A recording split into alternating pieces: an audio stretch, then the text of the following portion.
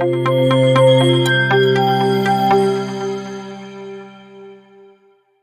لله وكفى وسلام على عباده الذين اصطفى اما بعد فاعوذ بالله من الشيطان الرجيم بسم الله الرحمن الرحيم رب اشرح لي صدري ويسر لي امري واحلل عقدة من لساني يفقه قولي.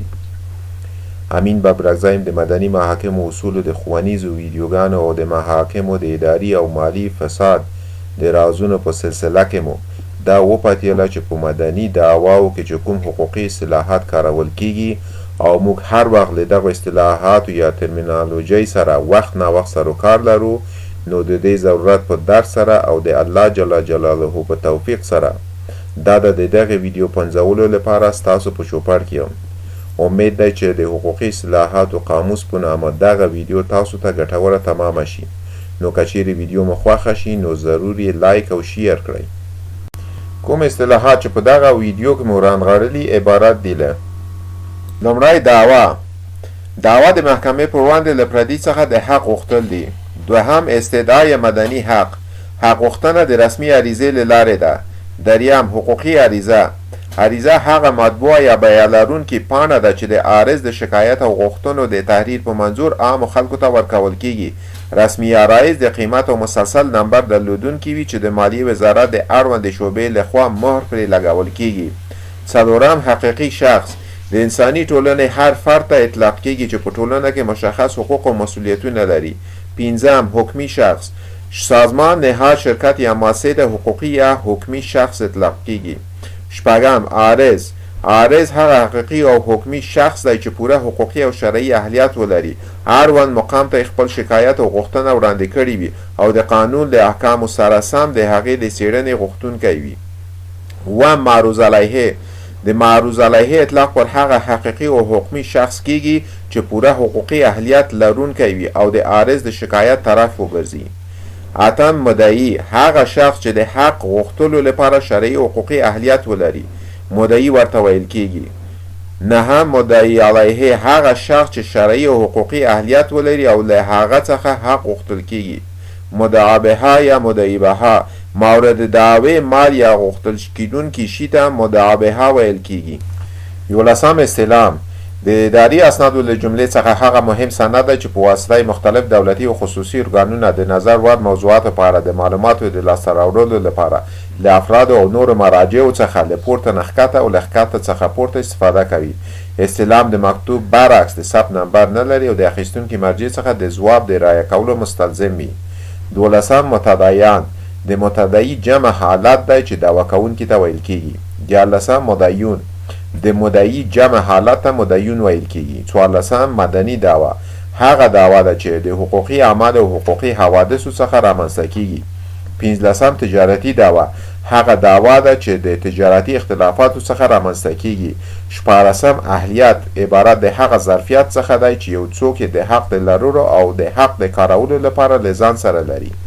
ولسم مسخر وکیل عبارت له هغه شخص څخه دی چې د غایب یعنی مدعی علیه د حقوقو د ساتنې په منظور ټاکل کیږي ترڅو د هغه د حقوقو څخه دفاع وکړي. اتلسم صورت دعوا هغه حقوقي سند څخه عبارت دی چې متضرر شخص هغه په محکمه کې اقامه کوي او له مقابل شخص څخه د قانون په رڼا کې خپل حق غواړي. یا په بل عبارت صورت دعوا هغه حقوقي سند دی چې د عریضې تفصیل تشکیلوي. 19 احضار د محکمې لخوا د پولیسو په واسطه محکمې ته د دعوې د طرفینو حاضرولو ته احضار وایي. 20 جلب په لغات کې غوښتلو ته وایي او په اصطلاح کې هغه صادره شوې رسمي پاڼه یا فورمه ده چې واک لرونکي مقام لخوا د مجلوب د حاضرېدلو لپاره مرجع ته د یوې معینې موضوع د څېړلو لپاره صادریږي او اړوند مرجع ته مطرح وي. 21 طرفین دعوا هغه اشخاص چې یو بل پر وړاندې دعوا کوي. 22 وصایت په عامه یا خاصه توګه د قاضي یا موسی څخه د صلاحیت د لیږدولو څخه عبارت دی. 23 موسی هغه کس چې وصیت یې کړی دی. 24 وصی هغه څوک چې وصیت کوونکی د وصیت د ترسره کولو لپاره ټاکلی وي. 25 اقرار عبارت د محکمې په وړاندې د پردي د حق ثابتول پر خپل ځان باندې دي. مقر اقرار کوونکي ته مقر وایي. 20 مقر له هغه څوک چې اقرار د هغې په ګټه وي. اتویشتم مقر بهی هغه جنس دی چې مقر پر هغې د خپل ځان په تاوان او د بل چا په ګټه اقرار کړی وي. نویشتم عین هغه مال چې خارجي وجود ولري او په لامسه حس قابل د ادراک وي لکه اپارتمان، موټر. دیرشم دین حق د هغه مال دی چې یو شخص د بل شخص پر غاړه او ذمه لري. یو دیرشم داین حق غوښتونکي ته داین وایي. دوه دیرشم مدیون پوروړي ته مدیون وایي. درې دیرشم عقار له هغو شیانو څخه عبارت دی چې ثابت اصل ولري او لیږ را لیږد یې د هغه د اصل د اتلاف یا خرابولو لامل ګرځي. یا عقار یو ډول غیر منقول اموال دي چې تر تصرف او ګټې لاندې راځي.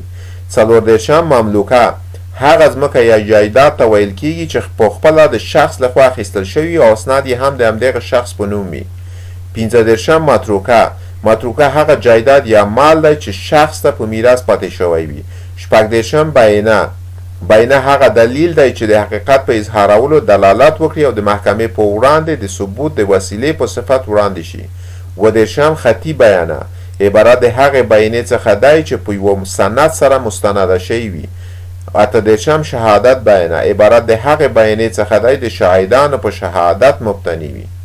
نه دیرشم مکتوب یو مهم اداري سند دی چې د هغې په واسطه د مهمو موضوعاتو لکه لارښوونې، اوامر، مقررې، د اجرااتو راپورونه، د لارښوونو ورکول له لوړو څخه ښکتنیو او له ښکتنیو څخه لوړو مقاماتو ته د وروستیو اجرااتو لپاره خبر ورکوي.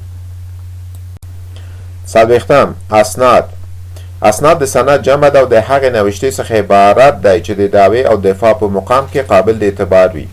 یو څلوېښتم رسمي اسناد له هغو اسنادو څخه عبارت دي چې د عامه خدماتو موظفین یا کارکنان د قانون د احکامو په اساس د خپل اختصاصي واک په حدودو کې هغه څه چې د دوی په وړاندې ګزارش کیږي او یا له ذی علاقه اشخاصو څخه ترلاسه کوي په هغې کې درج او ثبت کړي.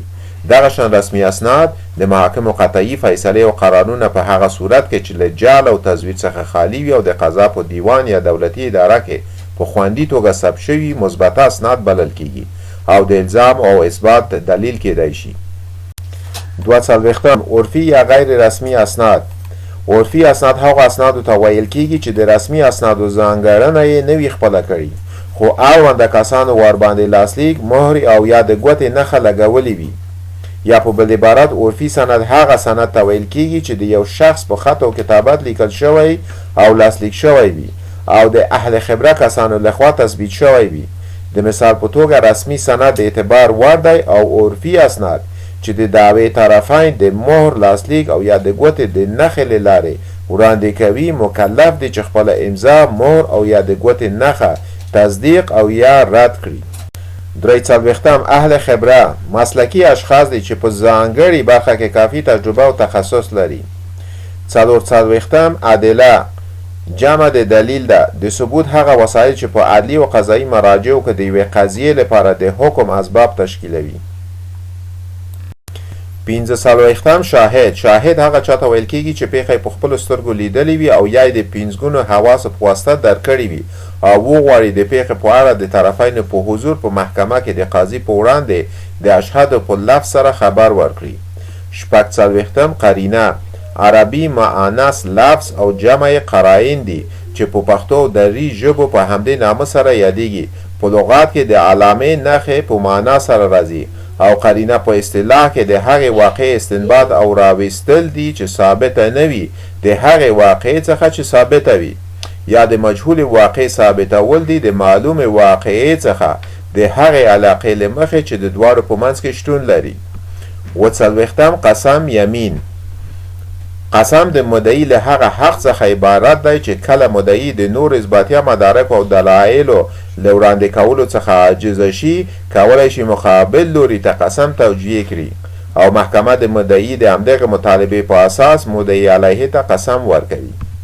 اته څلوېښتم قرار او حکم د مدني محاکمو د اصول و قانون له مخې د محکمې تر جریان او د دعوې موضوع ته تر بررسۍ او تحقیق وروسته چې قضایي هیئت کوم تصمیم صادروي په دوو بڼو صادریږي چې عبارت دی له قرار او شرعي پریکړه. نه څلوېښتم د محکمې قرار هغه قضایي تصمیم دی چې د دعوې ماهیت ته متوجه نه وي او په شکل کې ورته رسیدګي کیږي. 50 حکم پریکړه یا فیصله په مدني مسایلو کې د داسې یو تصمیم څخه عبارت دی چې د هغه په وسیله د دعوې د طرفینو ترمنځ منازعه حل و فصل کړي. د قضایي هیئت تصمیم چې د محکمې بهیر نه وروسته د دعوې په ماهیت کې نیول کیږي د پریکړې په بڼه صادریږي. 51 قطعي حکم هغه حکم دی چې استیناف غوښتنې یا هم فرجام غوښتنې قابلیت ونه لري او د اجرا وړ وي. 52 قاضي هغه شخص دی چې حکم کوي. 53 محکوم له هغه شخص چې حکم د هغه په نفع کیږي. 54 محکوم علیه هغه شخص چې حکم د هغه په ضرر کیږي. 55 محکوم به هغه څه چې د حکم کولو موضوع ګرځیدلی وي. 56 قضا حکم دی چې د قاضي له لوري په ځانګړي الفاظ او کلماتو په قطعي ډول صادریږي. 50 استیناف خواهی په دې معنا چې محکوم علیه د ابتدایي محکمې پر حکم قناعت ونه لري او خپل شکایت او اعتراض استیناف محکمې ته وړاندې کړي. 58 فرجام خواهی کله چې محکوم علیه د استیناف محکمې په صادر شوي حکم باندې قناعت ونه لري او خپل شکایت د سترې محکمې مربوطه دیوان ته وړاندې کړي. 59 شکایت یا اعتراض د محکوم علیه له هغه حق څخه عبارت دی چې د ښکتنۍ محکمې په فیصله باندې قناعت ونه لري او د شکایت په وړاندې کولو سره د ښکتنۍ محکمې په قضایي اجراعاتو باندې له پورتنۍ محکمې څخه د خپلو حقوقو د تامین غوښتنه کوي. 60 شاکی یا شکایت کوونکی هغه محکوم علیه چې د ښکتنۍ محکمې په فیصلې باندې قناعت ونه لري او خپل شکایت پورتنۍ محکمې ته وړاندې کړي. 61 حقیقي شخص د انساني ټولنې هر فرد ته اطلاقیږي چې په ټولنه کې مشخص حقوق او مسئولیتونه لري. 62 بایع پیرودونکي یا خریدار ته منسوب لفظ دی. 63 مبایع خرڅ شوي یا اخیستل شوي شي ته مبایع ویل کیږي. 64 بایبات هر هغه معامله چې د فسخه کولو اختیار پکې نه وي. 65 بایع پیر او پلور یا هم خرید و فروش ته ویل کیږي. 66 بلوغ د صغارت سن آخر او د تکلیف سن پیل ته بلوغ وایي. 68 مجنون هغه شخص ته منسوب لفظ دی چې فقط تشخیص د نفع او ضرر او حسن او قبح وي. په داسې حالت کې اشخاص ناقص الاهلیت محسوبیږي. 68 معتبر هغه حالت چې یو شخص د خپل حقوق او وجایب تشخیص ونه شي کړای. په داسې حالت کې شخص نه ناقص الاهلیت افراد په ډله کې محسوبیږي. په داسې حالت کې شخص نه عاقل وي او نه هم لیونی. 9 صغیر هغه کس چې خپل امورو ته رسیدګي نشي کولای او پر خپل مصلحت نه پوهیږي او ولی یا وصي ته ضرورت ولري. صغیر د فکري رشد له اړخه په دوه ډوله دی، ممیز او غیر ممیز. او یو ممیز صغیر هغه صغیر چې په راکړه ورکړه کې د عاقل او بالغ اشخاصو په څیر خپل تاوان او ګټه تشخیص کړي. یو غیر ممیز صغیر هغه صغیر چې په راکړه ورکړه کې د عاقل او بالغ اشخاصو په څیر د خپل تاوان او ګټې په تشخیصولو کې عاجز وي. 2 منقول اموال هغه شیان دي چې امکان د نقل یې له یو ځای نه بل ځای ته موجود وي چې شامل د نقودو، حیواناتو او موضوعاتو کېږي. 3 غیر منقول اموال هغه شیان دي چې امکان د نقل یې له یو ځای نه بل ځای ته نه وي لکه کور، ځمکه او نور هغه څه چې عقار نومیږي. 4 اتلاف بدون د کوم قانوني مجوز څخه د منقول او غیر منقول چیزونو کلی یا قسمی له منځه وړل په عمدي توګه چې بل چاته متعلق وي. 15 احتکار د خوراکه موادو ذخیره کول د هغوی د نرخونو د اوچتوالي په منظور. دا ټول هغه حقوقي اصطلاحات چې د یوې مدني دعوې پر مخ بیولو لپاره زده کړه ضروري ده. که چیرې ویډیو مو خوښه شوي نو لایک او شیر یې کړئ او که زدرانه چینل ته نوي یاست نو سبسکرایبول مه هیروئ تر څو ټولې نوې ویډیوګانې پر وخت تاسو در ورسیږي. تر بیا مو په الله سپارم.